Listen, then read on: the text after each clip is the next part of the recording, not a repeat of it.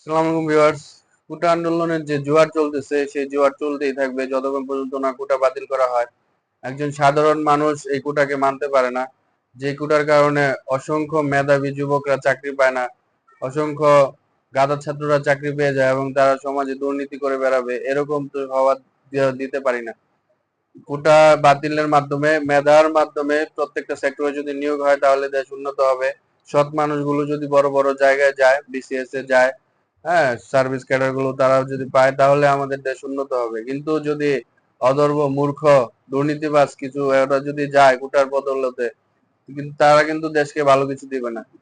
হ্যাঁ, আর মুক্তিযোদ্ধা কোটা এটা এখন যারা বেঁচে রয়েছে তারা হয়তো নাতি-পুতি, তাদের তো কোনো অবদান নেই এইখানে। হয়তো তার ছেলে মুক্তিযোদ্ধা দেশ স্বাধীন করেছে, তার ছেলে পেতে পারতো এবং সেই যুগ শেষ। কিন্তু এখন সেই মুক্তিযোদ্ধা নাতি তো তার কোনো এখানে কোনো অধিকার নাই। তো এই কোটা বাতিল হোক, আমরা এই কোটার বিপক্ষে, এবং এই দ্রুত কোটা বাতিল করুক এবং আন্দোলন ততক্ষণ পর্যন্ত চলবে যতক্ষণ পর্যন্ত না এই কোটা বাতিল করা হবে।